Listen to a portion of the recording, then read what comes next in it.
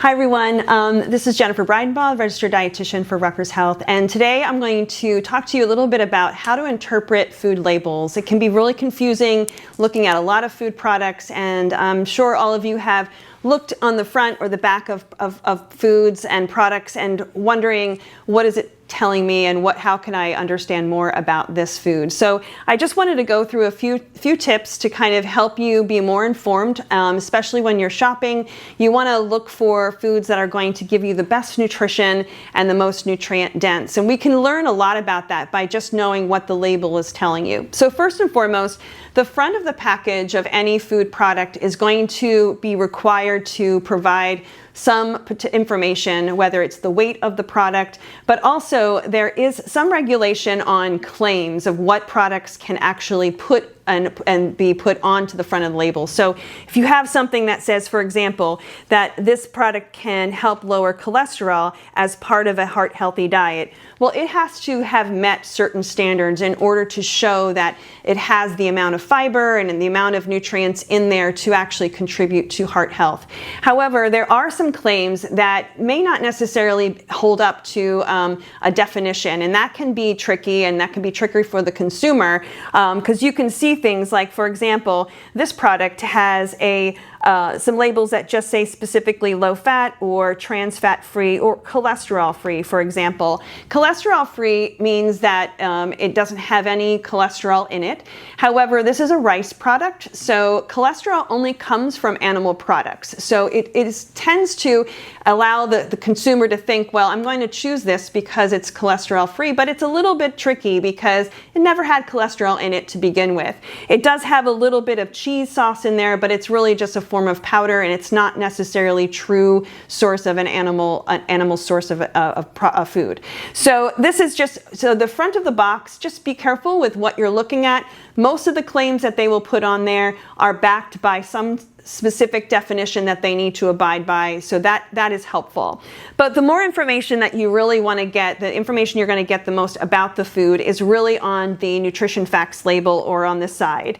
And I'm going to start with the ingredient list. We're going to talk a little bit more about the difference between whole and processed foods in another video, but I want to just point out that the ingredient list is really your window into what is in the food product. And the first thing that's listed on the top, first thing that's listed on the ingredients is the most abundant ingredient in that food. It's by weight. So if, for example, this particular iced tea, the first ingredient that's listed is high fructose corn syrup, which is sugar. And so it means that the majority of this particular beverage is sugar. So if you're looking at a whole grain cracker, the first ingredient here says wheat, the first ingredient says whole grain wheat. So we know that the first ingredient by weight is going to tell us what's the most abundant in that product, and that's what that means, which is a good thing to know, because if we saw something that just says multigrain or healthy as part of the label, it doesn't necessarily mean that it's going to be a whole grain or the best source of fiber, for example.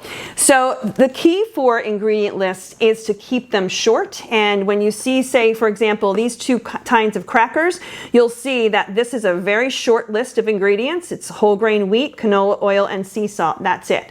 But if you see a cracker that has more processing to it, maybe some added cheese and some additional ingredients, you'll see that this is a very long list of ingredients, some things you may not even pronounce and be able to understand.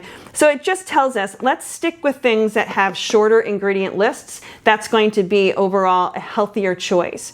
Now let's take a look at the facts label. The nutrition facts label is really going to give you the details of what is actually in the food itself. I'm going to use this as an example for first, because this is a soup, and you can see the nutrition facts label, it should start right at the top with the serving size, and you can see that the serving size for this is 1 cup. Or if you think about, this is really 2 servings per container, so it really means that in this can of soup it should serve 2 people. Many people may open up the soup and consume the whole can. So that would be important. So then anything that you see on the nutrition facts label and you see that you're going to consume more than one serving, you want to make sure you're doing the math. So if you're going to, say for example, if we take this snacks of this cracker and the serving size is a half a cup. That might be just a handful, but you might have more than one handful. Maybe you have 2 or 3 handfuls. So very important to do the math and make sure that anything that you're determining from the nutrition facts label is multiplied by say 2 or 3, depending on how many serving sizes you may choose. So sometimes you might see a label like this, like the soup, where it's giving you per serving as well as per container. So that does the math for you. So saying if I'm going to consume the whole can, you're going to get 200 calories instead of 90. The other thing that we want to look for in the nutrition facts label, or the things that are bolded here, are what's required, that it needs to be on the label. In addition, you're going to see additional details regarding the carbohydrates. So you're going to see fiber that's added to the label, as well as added sugars. That's very important information on the label to give you some more information about the carbohydrates and type of carbohydrates that's in that product.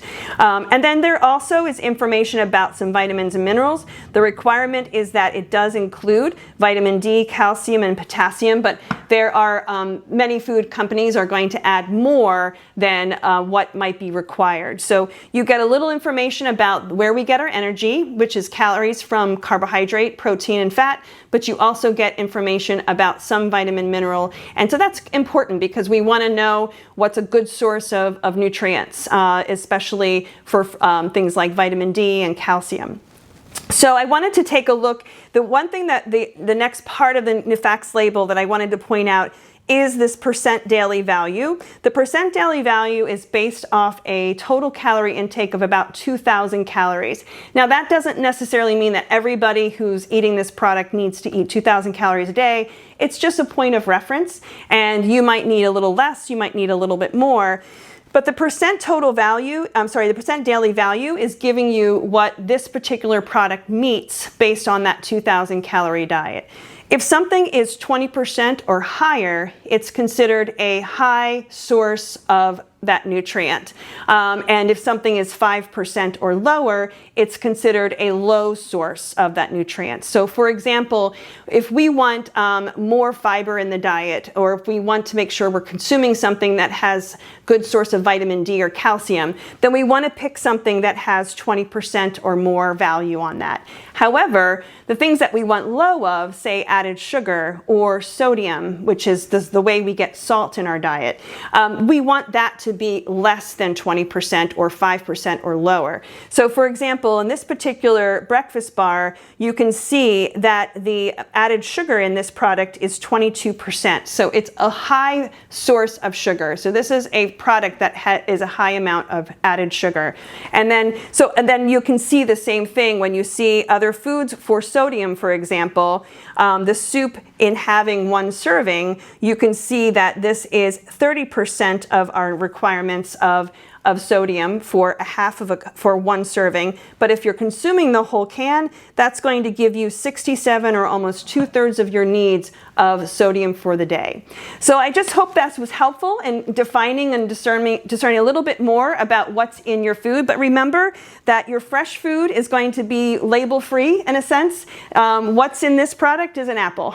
We know what's in these products, pepper and a tomato. So keep your food fresh, keep them minimally processed, and you're going to be great. It's good steps towards having a good balanced diet. Take care.